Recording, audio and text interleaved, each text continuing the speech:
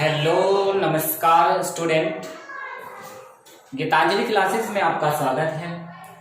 आज हम पढ़ेंगे सिंधु सभ्यता हड़प्पा सभ्यता का जो बचा हुआ पार्ट है उसके बारे में हम आज पढ़ेंगे। जो स्थल बचे हुए हैं उनके बारे में पूर्ण जानकारी लेंगे और जो भी आपका हड़प्पा सभ्यता से रिलेटेड है वो आज हम पूरा करा लेंगे।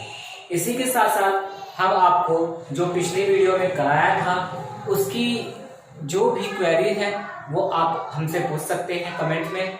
और दूसरी बात ये है कि हड़प्पा सभ्यता की पूरी आपको पीडीएफ भी मिल जाएगी।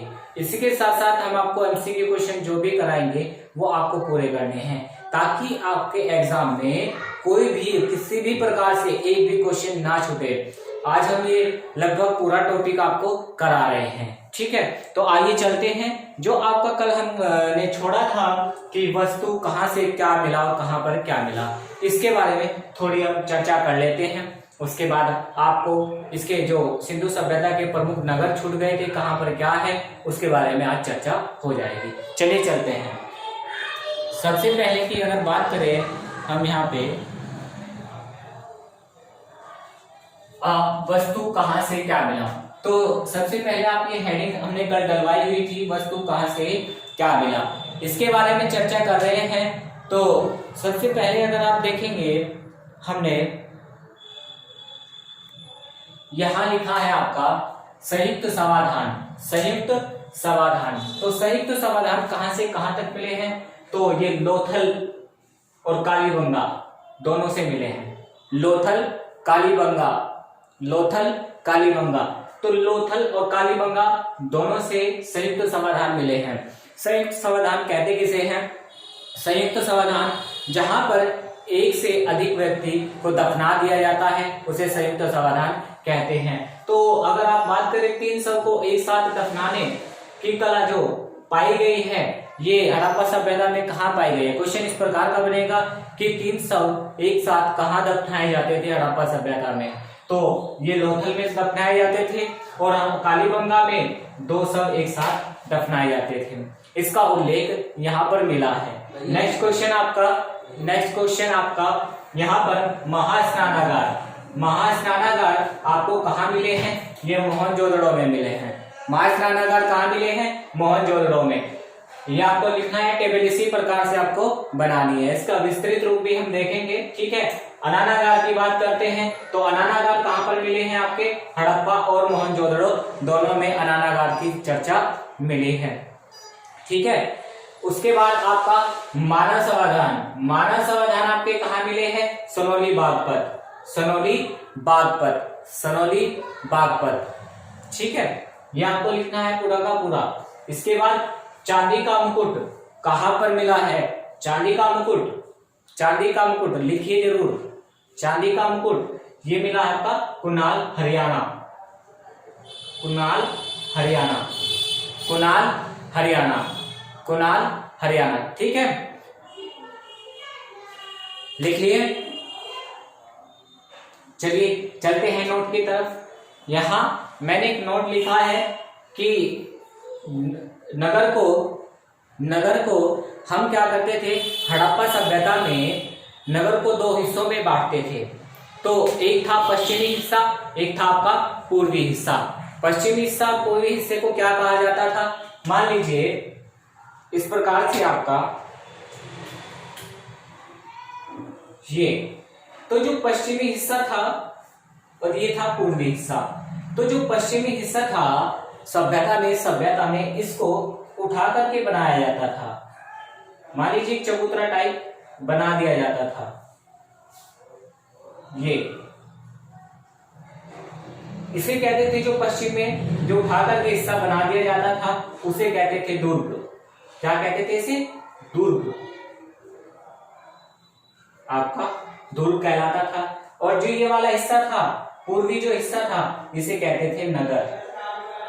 इसे क्या कहते थे? नगर। अगर आप अभी देखते होंगे, आपने देखा होगा अगर हम बॉर्डर पे चले जाए तो वहां पर क्या करते हैं, बॉर्डर पर जो चौकी बनाई जाती है वो क्या करते हैं? वो उठा करके बनाई जाती है, ताकि वहां से सबकी देख रेख की जा सके कि कोई जो है आतंकवादी तो नहीं आ रहा है, कोई किस प्रकार से अपनी सुरक्षा के लिए। ठीक उसी प्रकार से यहाँ भी दूत वगैरह बनाए जाते थे, जिससे नगरों को देखा जाता था कि कहीं पर कोई स्थिति खराब तो नहीं है, इस प्रकार के इसे देख रेख के लिए बनाया जाता था। तो पश्चिम में क्या कहलाता था? दूत कहलाता था, और पूर्व में क्या कहलाता था? नगर कहलाता था। ठीक उसी प्रकार से इसी सभ्यता में जो कब्रिस्तान है, ये हम थोड़ा मिटा देते हैं। कब्रिस्तान, जो कब्रिस्तान होते थे उन्हें क्या कहते थे? तो कब्रिस्तानों को एक नाम दिया गया है। जो कब्रिस्तान है आप लिखेंगे कब्रिस्तान इज इक्वल टू R37। ये क्वेश्चन कई बार पूछा गया है। ठीक है, तो कब्रिस्तानों में जो एक सेक्टर बनाए जाते थे, इस प्रकार क्या होता था, यहाँ भी हम आगे हड़प्पा सभ्यता के काल में हम यहाँ भी पढ़ेंगे कि सेक्टर किस प्रकार से। अगर आज की चर्चा करें प्राचीन भारत से लगाते आज की चर्चा करें तो आधुनिक काल में हाल ही में अगर आप कहीं बड़े शहर में जाते हैं, ठीक ठाक स्थिति जहाँ पर है, जैसे मान लीजिए चंडीगढ़ जैसे शहर, और आप नोएडा जैसे शहर, गाजियाबाद जैसे, और यहाँ पर क्या होता है कि नगरों को सेक्टर में बांट दिया जाता है। सेक्टर नंबर 37, सेक्टर 2, सेक्टर 52, इस प्रकार से सेक्टरों में बांट दिया जाता है। इससे क्या होता है कि उसकी स्थिति पता चल जाती है। इसी प्रकार से जो सेक्टर वर्ड का जो हम यूज कर रहे हैं, ठीक उसी प्रकार से यहाँ भी प्राचीन काल में उनको सेक्टर में बांटा गया था, और सेक्टर R37 में कब्रिस्तान रखा गया था। समझ में आई बात? R37 में कब्रिस्तान रखा गया था। तो ये आप लिख लेंगे R37 कब्रिस्तान। इसके बाद काल निर्धारण की बात करते हैं कि काल निर्धारण किस प्रकार से हुआ है हड़प्पा सभ्यता का। तो व्हीलर जी कहते हैं, एक व्हीलर जी हुए हैं अपने इतिहासकार, तो वे कहते हैं कि इसका हड़प्पा सभ्यता का अगर काल निर्धारण की बात करें, वे कहते हैं कि इसका काल निर्धारण 2500 से आपका 1500 ईसा पूर्व है। ये कहता है कि 2500 से 1500 ईसा पूर्व है। लेकिन बात करते हैं कि क्या ये सही है? 2500 से 1500 ईसा पूर्व क्या ये सही है? नहीं। अगर बात करते हैं कार्बन डेटिंग के आधार पर, कार्बन डेटिंग के आधार पर अगर बात करते हैं कार्बन डेटिंग, तो कार्बन डेटिंग C12, अगर कार्बन डेटिंग की बात करते हैं तो किससे प्राप्त करते हैं हम? C12 से, C14 से, C14 से। तो C14 से अगर इसके आधार पर हम निकालते हैं तो इसका आधार बताता है कि इसका जो काल निर्धारण रहा होगा, ये कहते हैं कि 2300 से 1750 ईसा पूर्व रहा होगा, जिसको माना भी गया है। पुरातात्विक खोज के हिसाब से इसका जो काल निर्धारण है वो 2300 से 1750 ईसा पूर्व है। जो कार्बन डेटिंग 14 है, इससे हम पुराने से पुराना जो भी नगर है या कोई भी हम आप बात करें किसी पुरानी खोज की, तो इससे हम कर सकते हैं कि ये कितना सामान पुराना है। चाहे मर्द भांड आप निकाल करके देख सकते हैं, चाहे आप मान लीजिए किसी पर्वत में वाले कोई चट्टान है उसकी कार्बन डेटिंग कर सकते हैं। उसी प्रकार के C14 से निकाल लेते हैं। यहाँ भी C14 से ही पता चला कि कार्बन डेटिंग के आधार पर 2300 से 1750 है। अभी हाल ही में क्या हुआ था, पुरकाजी से भी एक छोटा सा तोप निकला था, जिससे हमने देखा था कि ये हड़प्पा सभ्यता का स्थल। उसी कार्बन डेटिंग से पता चला कि ये जो आपका निकला है, ये जो आपकी मान लीजिए जो तोप निकली है, ये हड़प्पा सभ्यता के काल से के अकॉर्डिंग उसके समानता के आधार पर देखी गई है। तो मानते हैं कि ये हड़प्पा सभ्यता की रही होगी। ठीक है, ऐसे ही सनोली बागपत से, ऐसे ही आपका मांडी जो आपका पड़ता है मुजफ्फरनगर डिस्ट्रिक्ट में ही, आपका बघरा के पास एक मांडी गांव पड़ता है, वहां से जो सोना निकला था उसका भी आधार यही बताया गया था कि ये हड़प्पा काल का एक निर्धारण है, कि उसी के आधार पर ये जो सोना निकला है उसी से आपका 2300 से 1750 के ही समानता से मिलता है। ठीक उसी प्रकार अगर बात करते हैं बड़गांव सहारनपुर के आसपास जो, ठीक है, वहां से भी पता चलता है कि ये जो यहाँ पे जो खुदाई की गई है वहां से जो अवशेष मिले हैं वो भी हड़प्पा सभ्यता से ही मैच करते हैं। ठीक है, तो इस आधार पर ये निकाला जाता है। चलिए नेक्स्ट आपका पुरातात्विक खुदाई। पुरातात्विक खुदाई की अगर बात करें तो सर जॉन मार्शल जी के द्वारा उस समय क्या था कि भारतीय सर्वेक्षण पुरातात्विक खुदाई के जो महानिदेशक थे उनका नाम क्या था, sir John Marshall. Sir John Marshall. और उन्होंने बताया है, सर जॉन मार्शल जी ने, आप लिख लेंगे सर जॉन मार्शल, उन्होंने बताया है कि जो सर जॉन मार्शल है उन्होंने इस की खोज में बताया है कि जो ईंटों का काल का निर्धारण किया गया है, जो ईंटों उस समय बनाई जाती थी उनका अनुपात बताया है 4:2:1 में उनकी ईंटों का निर्धारण बताया है कि ईंटें बनाई जाती थी लेकिन उनका जो अनुपात होता था 4:2:1 होता था। ये इन्होंने बताया है। ठीक है, चलिए ये थे आपके कुछ नोट्स। अब हम पढ़ेंगे हड़प्पा कालीन, ये आप हेडिंग डालेंगे हड़प्पा कालीन प्रमुख नगर। हड़प्पा कालीन प्रमुख नगर, ये आपको हेडिंग डालनी है। ठीक है, ये मैं मिटा रहा हूं।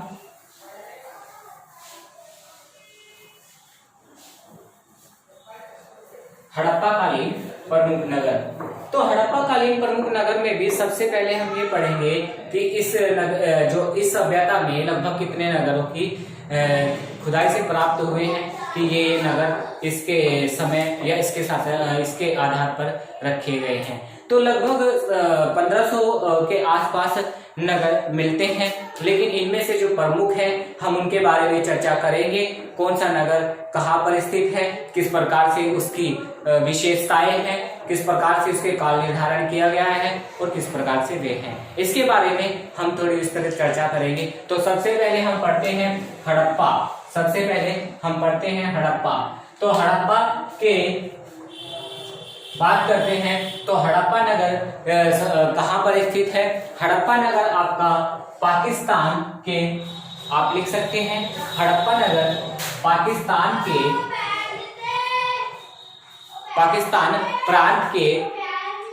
पाकिस्तान प्रांत के मोंटगोमरी जिले में स्थित है। मोंटगोमरी जिले में स्थित है। आज उसको क्या कहते हैं, आज उसको कहते हैं वहां पर मोंटगोमरी को साहिवाल। आज क्या कहते हैं, साहिवाल कहते हैं। आज कहते हैं इसको साहिवाल। लेकिन इस नगर की उल्लेख की बात करते हैं हड़प्पा की, तो उल्लेख इसका 1856 ईस्वी में चार्ल्स मेसन ने कर दिया था। हड़प्पा सभ्यता की उल्लेख की बात करते हैं हड़प्पा की नगर की अगर बात करें तो हड़प्पा नगर का सबसे पहले जो उल्लेख किया था वो किया था चार्ल्स मेसन ने 1856 ईस्वी में। लेकिन भारतीय पुरातात्विक जो उस समय जो सह निदेशक थे पुरातात्विक सर्वेक्षण के, जो महानिदेशक थे तो उस समय जॉन मार्शल जी थे, सर जॉन मार्शल थे, जिनकी अभी बात चर्चा हुई थी। और इसकी खोज करने की अगर बात करें भारतीय पुरातात्विक सर्वेक्षण के आधार पर, तो इसकी जो खुदाई की थी, इसकी जो खोज की थी वो की थी आपकी 1921 में दयाराम साहनी द्वारा। ठीक है, दयाराम साहनी द्वारा इसकी खोज की गई थी। नेक्स्ट, या इसी में एक चर्चा और कर लेते हैं यहाँ पर। इसी में आपका जो अनानागार जो मिला है उसके बारे में चर्चा करते हैं थोड़ी सी।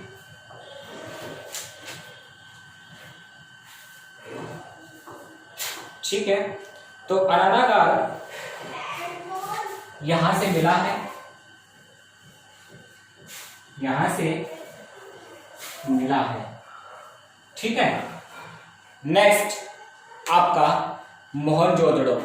नेक्स्ट नगर है, हेडिंग डालेंगे आपका मोहनजोदड़ो।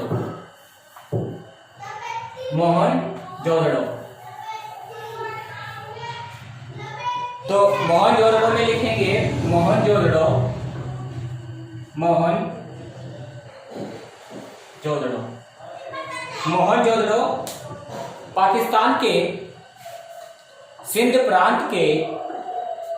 पाकिस्तान के सिंध प्रांत के लड़काना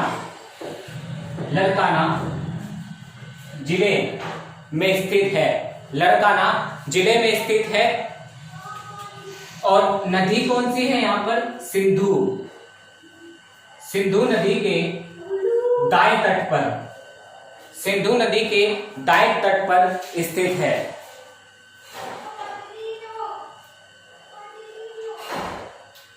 और लगभग 250 हेक्टेयर में फैला हुआ है। और लगभग 250 हेक्टेयर में फैला हुआ है। और हड़प्पा सभ्यता का या सिंधु घाटी सभ्यता का सबसे बड़ा नगर है। सबसे बड़ा नगर है। और सबसे बड़ा नगर है। और इसके बाद दूसरे नंबर पे कौन आता है? दूसरे नंबर की अगर बात करें तो पहले नंबर पे कौन है? पहले नंबर पे तो है आपका मोहनजोदड़ो। तो सेकंड नंबर पे कौन है? सेकंड नंबर पे है आपका हड़प्पा नगर। तो सेकंड पे लिख लेंगे आपका हड़प्पा नगर क्षेत्रफल के हिसाब से। ठीक है। इसकी खोज किसने की थी? 1922 में, 1922 ईस्वी में इसकी खोज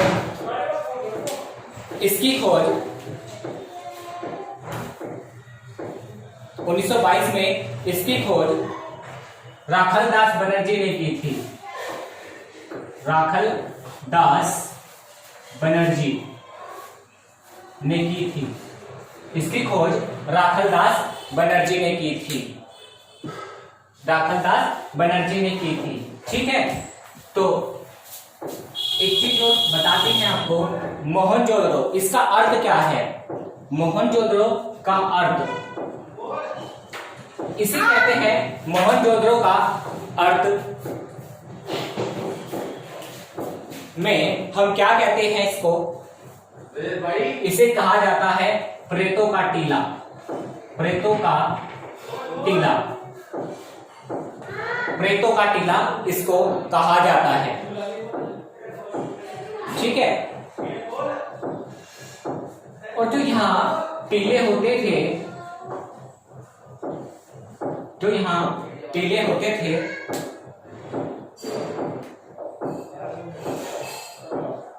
उनको स्तूप के नाम से जाना जाता था। उनको स्तूप के नाम से जाना जाता था। उनको स्तूप के रूप में जाना जाता था। ठीक है। यहाँ पर कुछ प्रमुख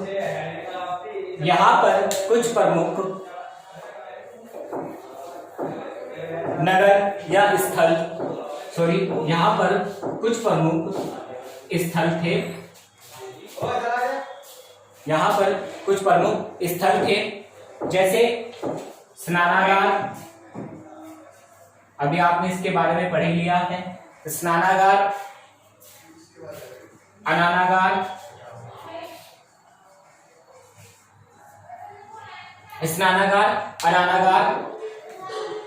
पुरोहित आवास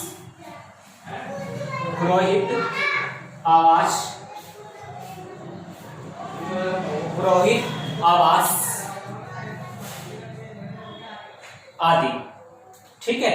तो स्नानागार की चर्चा करते हैं थोड़ी सी। स्नानागार के बारे में थोड़ा लिखेंगे, हेडिंग डालेंगे स्नानागार।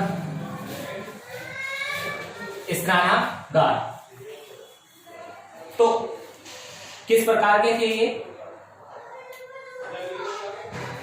ये सार्वजनिक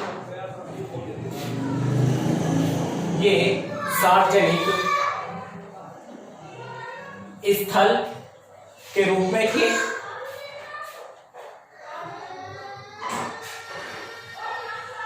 यह 11.88 मीटर लंबा और 7.01 मीटर 7.01 मीटर चौड़ा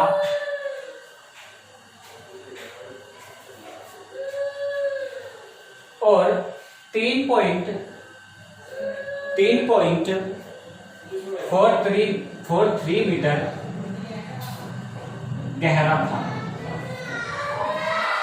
इसका प्रयोग किसमें करते थे?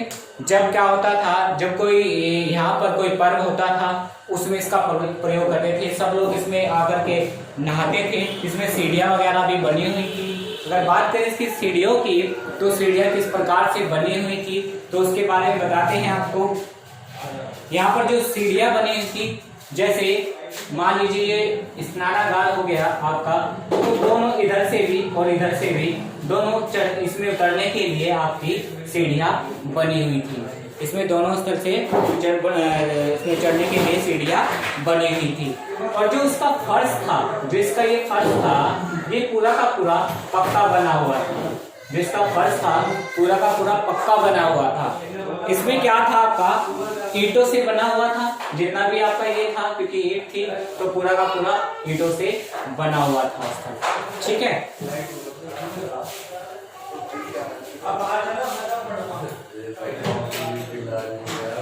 चलिए चलते हैं अनानागार।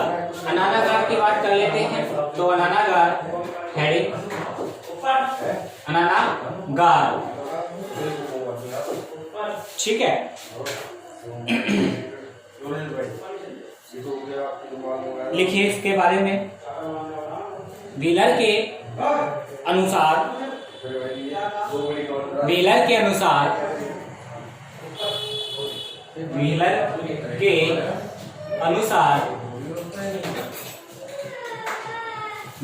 अनुसार मोहनजोदड़ो की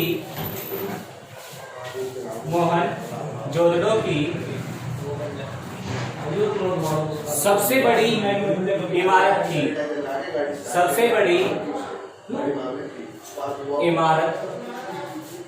थी। मोहनजोदड़ो की सबसे बड़ी इमारत थी। एक और था यहाँ पर सभा भवन।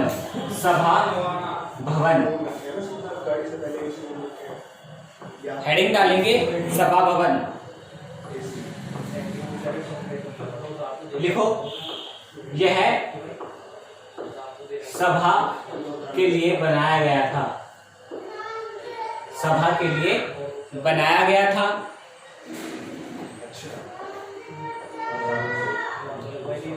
यह वर्गाकार था। यह वर्गाकार था। नेक्स्ट आपका पुरोहित आवास।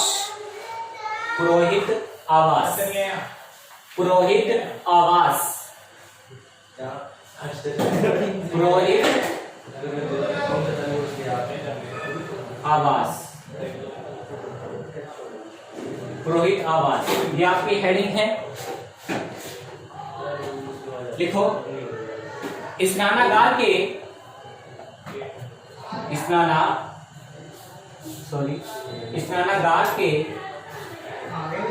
कहां पर स्थित है? उत्तर पूर्व में स्थित है। उत्तर पूर्व में स्थित है।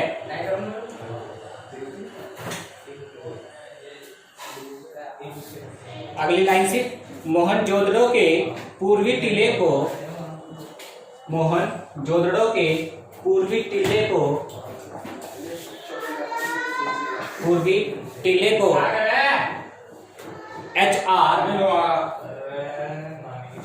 HRBS, अलग अलग नेम है ये, डी के HRBS के क्षेत्रों में बांटा गया है।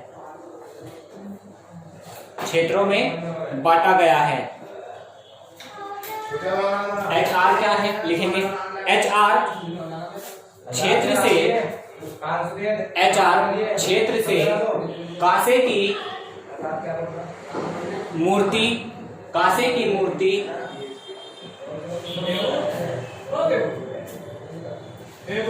का विशेष उल्लेख है। विशेष उल्लेख है।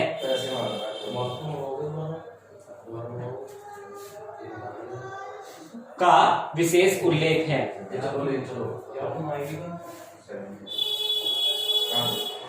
मोहनजोदड़ो में कुल, अगर मोहनजोदड़ो की बात करें तो मोहनजोदड़ो में कुल 21 मानव कंकाल मिले हैं। मानव कंकाल मिले हैं। मानव कंकाल मिले हैं। परंतु यहाँ पर कब्रिस्तान का उल्लेख नहीं है। इस बात को ध्यान रखेंगे। परंतु यहाँ पर कब्रिस्तान का उल्लेख नहीं है। तो ये दो स्थल आपके प्रमुख हमने जो कराए हैं। इसके बाद 15-20 मिनट की वीडियो हो रहेगी, वो हम आज शाम को डाल देंगे। तो उसके बारे में भी थोड़ी उल्लेख हो जाएगा, चर्चा हो जाएगी कौन सी स्थल कौन सा है। ठीक है, थोड़ा अभी वीडियो में दिक्कत हो रही है तो उसके बारे में हम बाद में चर्चा करेंगे। ठीक है, थैंक यू।